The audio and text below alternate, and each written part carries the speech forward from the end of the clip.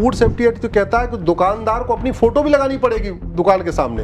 एक बड़ा display board होना चाहिए, उस पर दुकानदार की फोटो होनी चाहिए, उसका नाम होना चाहिए, उसका लाइसेंस का नंबर होना चाहिए, रजिस्ट्रेशन का नंबर होना चाहिए, उसका पूरा पता होना चाहिए, उसका पूरा मोबाइल नंबर होना चाहिए। इतना हमारा कानून कहता है।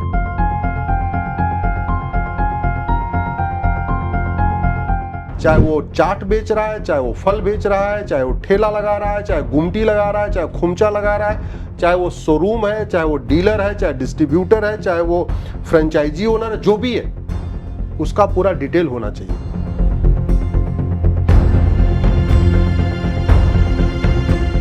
और नेम प्लेट असली में क्या दिक्कत है? अरे उसका जो भी नाम है, उसका नाम राम है, रहीम है, क्या फर्क पड़ता है? अकरम है, आसिफ है, अशोक है, क्या फर्क पड़ता है? ये तो चोर के दाढ़ी में तिनका है। ये भारत के सारे कंज्यूमर का फंडामेंटल राइट है कि उनको दुकानदार का नाम पता होना चाहिए।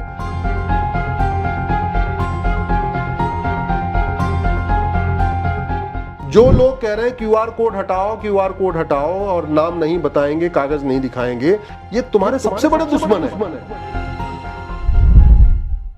तो कांवड़ यात्रा का दौर चल रहा है और शिव भक्त कांवड़ लेकर आ रहे हैं, और ऐसे में जो ये पूरी यात्रा हो रही है इसमें उनके साथ कोई छल कपट ना हो जाए, कोई धोखा ना हो जाए। ऐसे में आपको पता होगा कि पिछली बार भी योगी सरकार की तरफ से एक फैसला आया था क्यूआर कोड को लेकर या नाम वगैरह को लेकर, जिस तरीके से बाद में इसको लेकर विवाद भी हुआ था, मामला कोर्ट तक भी पहुंचा था। और एक बार फिर जब यही फैसला दोहराया गया तो कुछ लोगों को आपत्ति हो गई। अब ये तो रही सिर्फ खबर की बात, लेकिन आज चर्चा करेंगे इस मुद्दे पर कि ये क्यूआर कोड या स्कैनिंग करना या नाम बताना या दुकानों पर असली नाम लगाना क्यों जरूरी है, कितना जरूरी है, और ये सिर्फ कांवड़ यात्रा के दौरान ही क्यों, पूरे साल भर और पूरे देश में ये लागू क्यों नहीं हो सकता या क्यों होना चाहिए।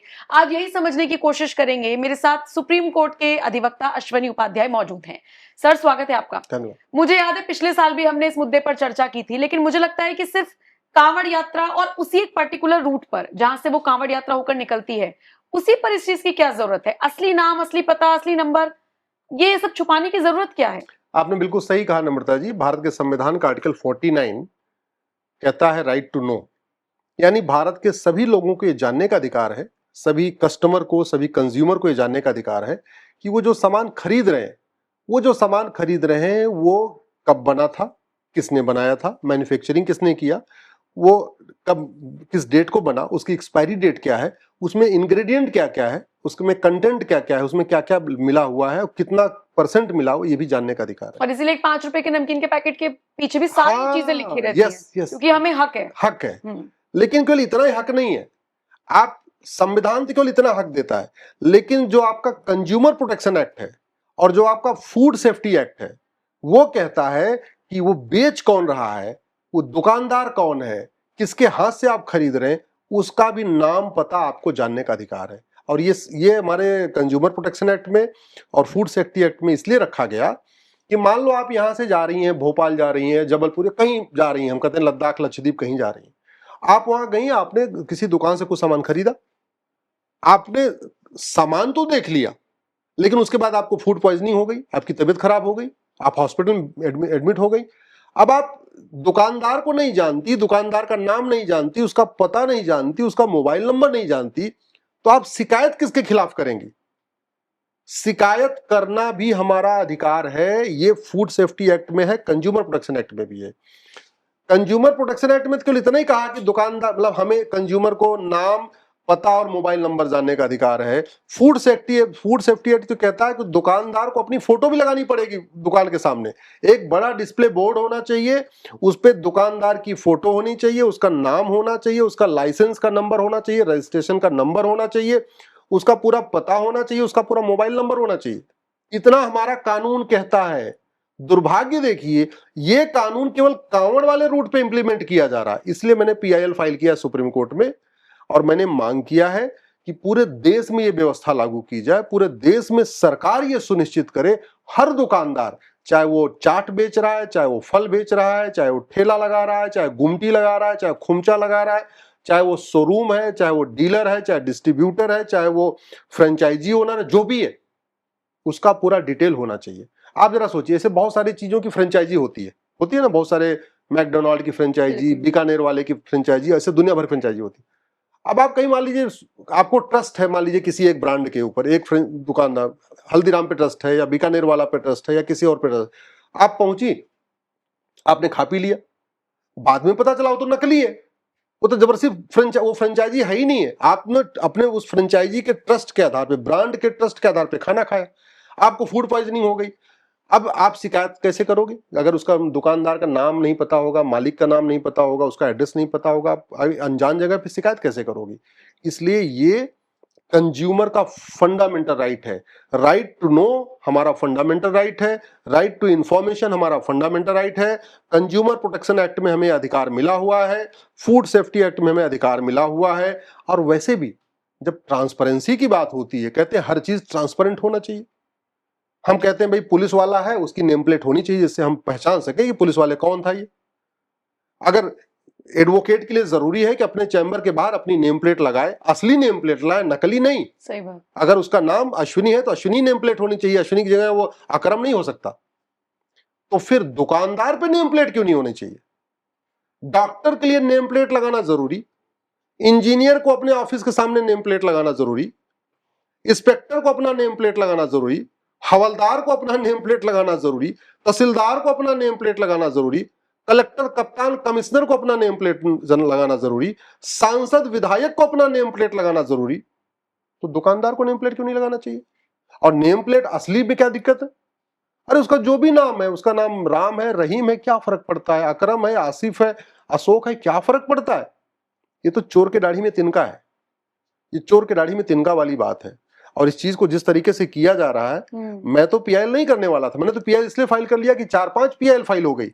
नहीं जी, कांवड़ रूट पे आप दुकानदार का नाम क्यों पता कर रहे हैं? क्यों नहीं? के अगेंस्ट में ना? हाँ, इस फैसले के अगेंस्ट में मैं सुप्रीम कोर्ट नहीं जाता।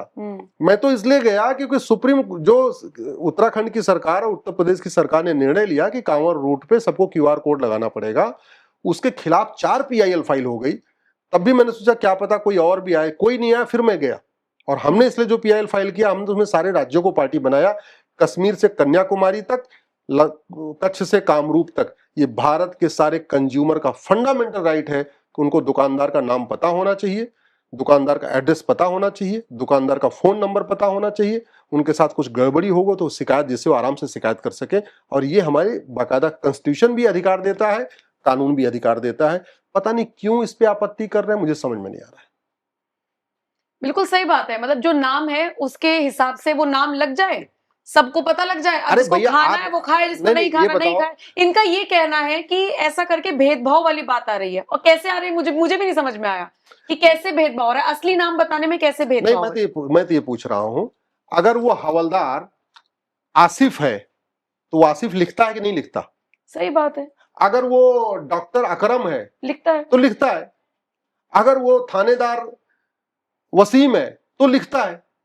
तो अगर वो वही मुस्लिम हवलदार है, पेशकार है, थानेदार है, कलेक्टर है, कप्तान है, डॉक्टर है, इंजीनियर है, वकील है, तब तो लिखता है। जैसे खाने की बात आएगी तो नाम, और जैसे खाने की बात आएगी तो नाम नहीं बताओगी। मतलब समझ में नहीं आ रहा ये लॉजिक है कैसी, किस बात की लॉजिक है? डॉक्टर पे तो आप नहीं कहते भैया नेम प्लेट क्यों पूछ रहे हो, वो तो मैंडेटरी है। अपने मेडिकल उसमें एक्ट में लिखा हुआ है कि आपको जो डॉक्टर है क्लिनिक के बाहर बाकायदा बोर्ड लिखा रहेगा कौन डॉक्टर है, कितने डॉक्टर बैठते हैं और कितने मरीज भागते हैं नाम देखकर।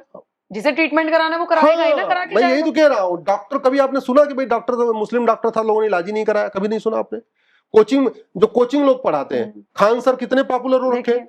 खान सर पॉपुलर है ना? सही बात। खान सर अपने नाम बदले क्या? नहीं बदले। उनकी क्वालिटी अच्छी है, लोग लाखों लोग उनको, करोड़ों लोग उनको फॉलो कर रहे हैं। कितने सारे प्रोफेसर हैं, कितने, फैजान मुस्तफा है, लॉ कॉलेज के प्रोफेसर हैं, एनएलयूज के डीन वगैरह रह चुके। कभी किसी ने नहीं बोला कि आप अपना फैजान मुस्तफा नाम छिपाओ, उन्होंने तो कभी नाम नहीं छिपाया। अब्दुल कलाम साहब ने अपना नाम छिपाया क्या? उन्होंने तो अपना, वैज्ञानिक थे तब भी एपीजे अब्दुल कलाम लिखते थे, और राष्ट्रपति हुए तो भी लिखते थे, कभी नहीं नाम छिपाया। अगर आप गलत कुछ नहीं कर रहे हैं फिर नाम क्यों छिपाना? और वास्तव में जो लोग ये क्यूआर कोड के विरोध में गए हैं, आपको जानकर आश्चर्य होगा, उसमें कोई मुस्लिम नहीं गया। अच्छा, हाँ, जिन्होंने पीआईएल लगाई है। 2-4 पीआईएल कौन है? महुआ मित्रा है, एक 3 और एनजीओ है, और वो एनजीओ भी मुस्लिम्स के एनजीओ नहीं है। मैं तो मुस्लिम भाइयों से कहूंगा कि तुम्हें बदनाम करने की साजिश हो रही है। जो लोग कह रहे हैं क्यूआर कोड हटाओ, क्यूआर कोड हटाओ और नाम नहीं बताएंगे, कागज नहीं दिखाएंगे, ये तुम्हारे सबसे बड़े दुश्मन है। इनको, अपने दुश्मनों को पहचानो। ये तुम्हारे दुश्मन है, तुम्हारे पूरे इमेज के ऊपर शक जाहिर कर रहे हैं, तुम्हारे पूरे काम के ऊपर शक जाहिर कर रहे हैं। और जितना ज्यादा तुम नाम को छिपाओगे उतना शक बढ़ेगा। जब तुम कुछ गलत कर ही नहीं रहे हो, हाँ, तो कोई दिक्कत नहीं। कोई दिक्कत नहीं है, नाम लिखो अपना, क्या दिक्कत है? शाकाहारी होटल है शाकाहारी लिखो, मांसाहारी होटल है मांसाहारी लिखो, जो है वो लिखो, क्या दिक्कत क्या है? और जो imply consumer protection food safety act तो ये भी कहता है केवल दुकानदार का नाम नहीं होना चाहिए, उस दुकान में काम कितने एम्प्लॉय काम कर रहे हैं उसकी संख्या भी होनी चाहिए, उनका नाम भी होना चाहिए। ये सब तो एक्ट कहता है। एक्ट कहता है, कानून कहता है। मैं तो कह रहा हूं कोई उठा के गूगल कर ले, सेक्शन 2 सब क्लास 9 है कंज्यूमर प्रोटेक्शन एक्ट का, उठा के देख लीजिए। ऐसे फूड सेफ्टी एक्ट का आई थिंक सेक्शन 14 है, उठा के देख लीजिए। संविधान का आर्टिकल 19 देख लीजिए। और बाकी कुछ नहीं करना, कानून नहीं पढ़ना तो गूगल कर लो, गूगल पे डालो कि right to know is fundamental right, consumer has right to know about the seller, इतना गूगल करो। चैट जीपीटी पे चले जाओ, वो ज्यादा इजी पड़ जाएगा। अरे ग्रोक से पूछ लो, वो बता देगा, ग्रोक भी बता देगा। ठीक है, बहुत सारे हैं आराम से पूछने के लिए, लोग पूछ के देख सकते हैं। तो क्यूआर कोड को कैसे हवा बनाया गया है, कैसे इस मुद्दे को बढ़ाया गया है, ये तो आपने देखा। लेकिन पूरे देश में, और सिर्फ एक पर्टिकुलर मार्ग पर नहीं, बल्कि जहां जहां पर जो रेस्टोरेंट्स हैं, कैसे इसको अप्लाई किया जा सकता है, इसके फायदे क्या हो सकते हैं, ये हमने समझने की कोशिश की। शुक्रिया सर।